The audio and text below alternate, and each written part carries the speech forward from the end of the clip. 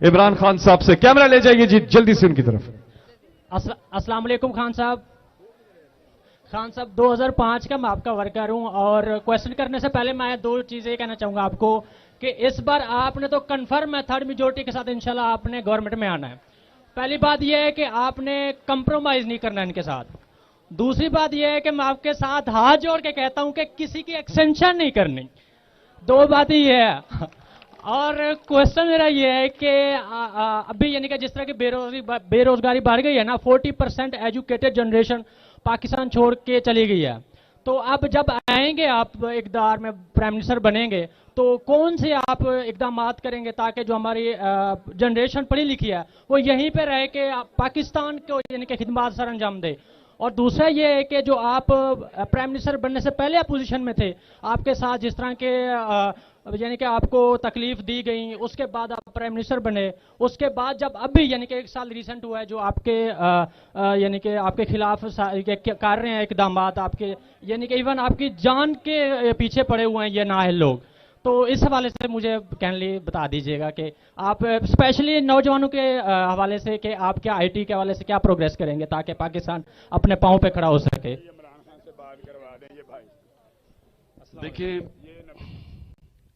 سنیں ذرا میری بات. دیکھیں, قوموں کی زندگی میں نا اونچ نیچ آتی ہے. انسان کی زندگی میں بھی اونچ نیچ آتی ہے, قوموں کی زندگی میں بھی اونچ نیچ آتی ہے. یہ کوئی بھی ایسا ملک نہیں ہے جس نے سارا وقت عروج دیکھا ہو, اور کئی ایسی قومیں ہیں جنہوں نے بالکل تباہ ہو کے کھڑی ہو گئیں. جس طرح جرمنی اور جاپان تھا دوسرے جنگ عظیم کے بعد, اگر آپ وہ فلمیں دیکھیں تو ان کی ایک بلڈنگ کھڑی نہیں تھی, بالکل مکمل طور پہ تباہ ہو گئی تھی. لیکن 10-10 سال میں دونوں قومیں پھر کھڑی ہو گئی. سو یہ یاد رکھیں, آدمی بھی گرتا ہے, وہ پھر اپنی غلطیوں کا جائزہ لیتا ہے, پھر وہ محنت کرتا ہے, وہ پھر کھڑا ہو جاتا ہے. لیکن وہ آدمی جو گرتا ہے اور ہار مان جاتا ہے وہ پھر نیچے ہی رہ جاتا ہے. قومیں بھی جب اپنی غلطیوں سے نہیں سیکھتی, وہ قرآن میں تو اللہ کہتا ہے کہ میری زمین پہ نکل کے دیکھو کتنی قومیں میں نے تباہ کی جو میرے حکم پہ نہیں چلی. تو یہ یاد رکھنا کہ یہ اونچ نیچ انسان اور قوموں کی زندگی میں ہوتا ہے. جب برا وقت آتا ہے جو آج پاکستان کو آ گیا ہے, تو ہم سب کو پتا ہے کہ برا وقت کیوں ہے. کسی بھی ملک کے اوپر آپ اس ملک کے بڑے بڑے جرائم پیشہ لوگوں کو اوپر بٹھا دیں اور پھر یہ سمجھیں کہ وہ ملک اوپر جائے گا, تو یہ تو اللہ کے قانون بنے ہوئے ہیں. جب اللہ کہتا نا کہ میری زمین پہ نکل کے دیکھو کتنی قومیں میں نے تباہ کی جو میرے حکم پہ نہیں چلی, تو میں ساری قوم کو بار بار بتاتا رہتا ہوں کہ وہ اللہ کا حکم سب سے بڑا حکم کیا ہے ایک قوم کے لیے. آپ مجھے بتائیں سب سے بڑا حکم کون سا ہے؟ سب سے بڑا اللہ کا حکم ہے کہ میری زمین پہ انصاف قائم کرو. انسانی معاشرہ جانوروں کے معاشرے سے فرق ہی اس طرح ہوتا ہے کہ ادھر انصاف ہے اور جانوروں کے معاشرے میں طاقت کی حکمرانی ہے. یہ فرق ہے. تو جب ایک انسانوں کے معاشرے میں انصاف نہیں ہوتا اور چوروں کو اوپر بٹھا دیتے ہیں اور وہ آ کے اوپر بیٹھ کے وہ ملک کو پیسہ چوری کرنا شروع کر دیتے ہیں اور ہم سمجھے کہ ملک ترقی کرے گا, وہ نہیں کرے گا. اللہ نے چیلنج کیا پاکستانی قوم کو, یہ ہم سب کے لیے اب چیلنج ہے. کیا ہم اس ظلم کا مقابلہ کریں گے یا نہیں کریں گے؟ جو انصاف اور آزادی کے لیے جب انسان جدوجہد کرتا ہے تو اللہ اس کو بہت اونچا رتبہ دے دیتا ہے. شہادت ہوتی ہے اگر اپنی آزادی کے لیے اور انصاف کے لیے انصاف اپنی جان دیتا ہے تو اس کو شہید کا رتبہ دیا جاتا ہے. اور جو معاشرے اپنی ظلم کا مقابلہ نہیں کرتے وہ مٹ جاتے ہیں. یہ یاد رکھیں, انسانی تاریخ ہے, قرآن میں کتنی جگہ بتایا ہوا ہے. اللہ نے مثالیں دی ہیں کہ قومیں تباہ ہوئیں. وہ ساری قومیں تباہ ہوئیں جدھر ظلم بڑھ گیا اور آخر میں وہ تباہ ہو گئی قومیں. سو ہمارے لیے یہ چیلنج ہے. اب یہ جو سپریم کورٹ میں ہو رہا ہے, جو سپریم کورٹ کا چیف جسٹس سارے پریشر کے باوجود وہ آئین کے ساتھ کھڑا ہو گیا اور یہ سارے چور مل کے اس کو برا بھلا کہہ رہے ہیں. اب یہ ہماری قوم کے لیے چیلنج ہے کہ کیا ہم اس چیف جسٹس اور اپنے آئین اور قانون کے لیے کھڑے ہوتے ہیں یا نہیں ہوتے. تو جو آپ کا سوال کا جواب یہ ہے کہ اگر ہم کھڑے ہو گئے یہ پاکستان اٹھ جائے گا.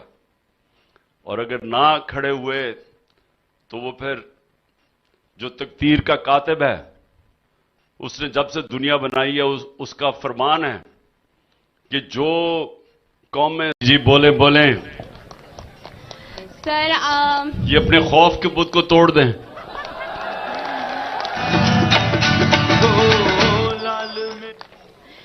سر سب سے پہلے تو میں یہ کہنا چاہتی ہوں کہ آپ ہمارے لیے سب کچھ ہیں, سب کچھ. اور میرا نام مریم محمود ہے. میں 2010 سے پارٹی ورکر ہوں اور پارٹی میں کام کر رہی ہوں. ٹھیک ہے سر, شیلنگ کے دنوں میں ہم 36 گھنٹے کنٹینیوسلی زمان پارک میں موجود تھے. میں اور میری بہن ہے کنول محمود. باہر میڈیکل کیمپ کا کوئی انتظام نہیں تھا. ہم دونوں ہی پرووائڈ کرتے رہے ہیں, ان کو فرسٹ ایڈ پرووائڈ کرتے رہے ہیں. دوسری چیز میں یہ کہنا چاہتی ہوں کہ جو ہمارے ریئل فائٹرز ہیں, ٹھیک ہے, ان کے لیے سیلف پروٹیکشن ایکوپمنٹ کا کوئی بندوبست نہیں تھا تاکہ جانی نقصان کم سے کم ہو سکے. اچھا, میں اپنے سوال پہ آتی ہوں. سر, جب آپ کی KPK میں گورنمنٹ آئی تھی تو آپ نے پولیس کے ادارے میں بڑے زبردست ریفارمز کیے تھے, تو پنجاب میں یہ اتنا مشکل کیوں ہے؟ جی, پہلی چیز تو آپ نے کہا نا کہ ہمارا کوئی بندوبست نہیں تھا. آپ یقین کریں کہ میرے ذہن و گمان بھی نہیں تھا کہ میری اپنی اس ملک کی پولیس اور رینجرز میرے گھر کے اوپر 24 گھنٹے اٹیک کرے گی. اگر مجھے یہ کہتا, میں کبھی یہ بات ماننی نہیں تھی, کیونکہ ایسا کبھی ہوا ہی نہیں ہے پاکستان میں.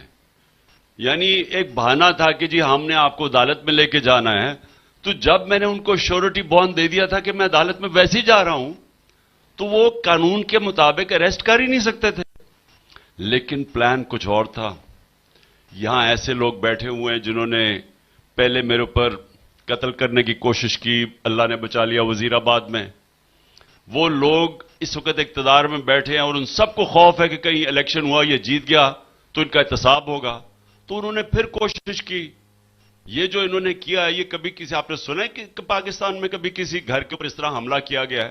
اور اتنی یہ پولیس ذرا دیکھیں, یہ آپ سامنے دیکھیں کہ یہ کوئی یہاں کوئی کلبھوشن یادو بیٹھا ہوا تھا, کوئی انڈیا کا سب سے بڑا کوئی غدار یا سپائے بیٹھا ہوا تھا. یہ ایک سب سے بڑی پولیٹیکل پارٹی کا سربراہ تھا. اس کے اوپر انہوں نے جس طرح حملے کیے ہیں اور جو آرمرڈ کار اور یہ جو سارے استعمال کیا, ہمارے تو ذہن و گمان میں نہیں تھا کہ یہ کبھی اس طرح کا کریں گے. اور میں داد دیتا ہوں آپ جیسے ورکرز, ہماری خواتین, یہ جو ہمارے نوجوان تھے, یہ دیکھیں یہ جو نوجوان اکیلا جس طرح یہ انہوں نے سٹینڈ لیا, اس کا تو کوئی مثال ہی نہیں ہے پاکستان میں کہ جس طرح انہوں نے جس جذبے میں اتنی زیادہ فورس کا انہوں نے یہ کھڑے ہوئے اور انہوں نے بچایا. نہیں تو انہوں نے اغوا کر کے لے جانا تھا. اور سب کو ایک خدشہ تھا کہ یہ صرف اس لیے نہیں آ رہا ہے کہ جیل میں ڈالیں, انہوں نے مار دینا تھا کیونکہ ڈرے ہوئے ہیں. انہوں نے پھر کوشش کی 18 مارچ میں مجھے جوڈیشل کمپلیکس میں مارنے کی. تو یہ تو میرے کارکن تھے, ان کا جذبہ تھا جو انہوں نے مجھے بچایا. اور یہ دیکھیں, یہ عثمان کو دیکھیں کہ ایسے بھی کہ وہ اس کے سامنے کھڑا ہو گیا سماویہ کے. تو ہم پہلے تو میں صرف آپ کو یہ کہنا چاہتا ہوں کہ یہ جو ہوا ہے اس کی کوئی مثال نہیں ہے پاکستان میں. جس طرح یہ نوجوان کھڑے ہوئے ہیں 24 گھنٹے, اور جس طرح کی شیلنگ ہوئی اور جس طرح انہوں نے بار بار اٹیک کیا. دوسری چیز جو آپ نے کہا پنجاب پولیس, دیکھیں یہاں نواز شریف اور اس کا جو بھائی ہے یہ 35 سال سے پنجاب کے اوپر مسلط ہے. یہ 35 سال سے یہاں پاور میں ہیں. ان کی ایک رپورٹ ہے 1992-93 کے اندر لاہور ہائی کورٹ میں, جدھر ہائی کورٹ کے چیف جسٹس نے آئی جی عباس خان جو تب پنجاب کا آئی جی تھا اس کو اس سے پوچھا کہ پنجاب پولیس اتنی کرپٹ کیوں ہے. تو آئی جی عباس خان نے رپورٹ دی. اس نے کہا کہ یہ شریف برادران نے پیسے لے کے لوگوں کو پولیس میں بھرتی کیا, میرٹ کی دھجیاں اڑا دی, اور انہوں نے ایک تیسری چیز کہی, کئی مجرموں کو انہوں نے پولیس میں بھرتی کیا. تو وہ جو پولیس ان کے دور میں جو پولیس بنی ہوئی ہے وہ آسان نہیں تھی. پختونخوا میں زیادہ، کیونکہ اے این پی تو صرف 5 سال کے لیے تھی. یہ تو 35 سال کے بیٹھے ہوئے ہیں. انہوں نے تو نیچے سے لوگ بھرتی کیے. تو ان کے ایسے لوگ یہاں ہیں جو ہم نے پوری کوشش کی پنجاب پولیس کو ڈی پولیٹیسائز کرنے کی، لیکن وہ پہلے سے ہی پولیٹیسائز تھی. ان کے لوگ بیٹھے ہوئے تھے. انہوں نے ہر جگہ ہمارے لیے مشکلیں پیدا کی. لیکن اللہ کا شکر ہے کہ ہمیں پتہ چل گیا وہ اتنے زیادہ نہیں ہیں. اس وقت جو پولیس کا انہوں نے استعمال کیا، پولیس کے اندر سے لوگوں نے ہمیں بتایا کہ کون کون سے پولیس والے ہیں جو کہ خاص طور پہ جن کو انسٹرکشن تھی ہمارے پر ظلم کرنے کی، اور انشاءاللہ ان کو قانونی طور کے اوپر ایکشن لیں گے جب بھی اللہ نے موقع دیا.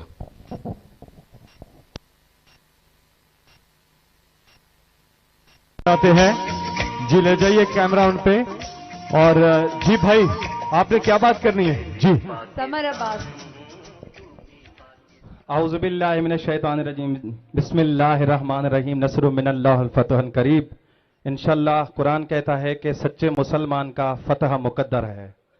تو میں آنکھوں سے نابین ہوں. سب سے پہلے تحریک انصاف کو سلام، فیصل بھائی کو، ساری سنگت، میرے دوست میرے احباب کو سلام. اور عمران خان صاحب، اگر آپ اپنی آنکھوں سے مجھے دیکھ رہے ہیں تو آپ مجھے سلام کا جواب دیں، پھر میں بات کرتا ہوں آپ سے. جی وعلیکم السلام. آپ کا خواب ہے، مولا آپ کو سلامت رکھے، اللہ تعالیٰ آپ کو سلامت رکھے. میں اکیلا سکھر سے آیا ہوں، میں نعت پڑھتا ہوں اور میرے دل میں پنجتن پاک کی محبت ہے، اللہ کی محبت ہے، اس کے بعد آپ کی محبت ہے. تو خان صاحب، آپ سے ملنے کے لیے میں آیا ہوں. آپ کا خواب ملک کے لیے، میرا خواب آپ سے ملنے کے لیے ہے. میں ٹرین کے ذریعے، مجھے سیٹ بیٹھنے کے بھی نہیں ملی تھی، میں اوپن ٹکٹ کٹوا کے کسی دوست سے ادھار لے کے آپ سے ملنے کے لیے آیا ہوں. رات سے جاگا ہوا ہوں، ابھی تک نہیں سویا ہوں. آپ کے لیے میں گفٹ بھی لے کے آیا ہوں سندھ سے، چھوٹی سی جو میرے مقدر میں اور جو میری حیثیت تھی وہ میں آپ کو گفٹ بھی دینا چاہتا ہوں اور آپ سے ملنا چاہتا ہوں.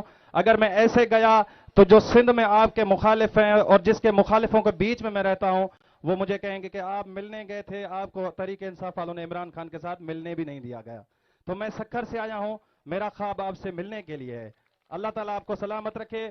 میں انشاءاللہ باقی آپ کے سامنے باتیں کروں گا. میں خود نعت خان ہوں، اگر ٹائم ہے تو میں ادھر بھی نعت سنا دوں، ورنہ آپ کو سامنے سنا دوں گا. دیکھیں، بہت بہت شکریہ. میں آپ کو اس لیے نہیں ملوں گا کہ وہ آپ کے سندھ کے لوگ، اگر میں آپ کو نہ ملا تو وہ آپ کے متعلق کیا کہیں گے، کیونکہ لوگوں کی کبھی آپ کو پرواہ نہیں کرنی چاہیے. لوگوں کو خوش کرنے کی کوشش نہ کیا کریں. اللہ کو خوش کریں، عوام خود ہی خوش ہو جاتی ہے. لیکن انسانوں کو آپ نے خوش کرنے کی کوشش کی تو وہ تو آپ ساری زندگی بڑی مشکل زندگی گزاریں گے، یعنی ایک مایوسی راہ کریں گے سارا وقت. میں کبھی لوگوں کو خوش کرنے کی کوشش نہیں کرتا یا وہ باتیں نہیں کہتا جو لوگ جس سے خوش ہوں. میں اپنی ایک مشن اللہ کے لیے کر رہا ہوں اور مجھے کوئی فرق نہیں پڑتا جو مرضی میرے متعلق کہے، کیونکہ عزت اور ذلت تو آپ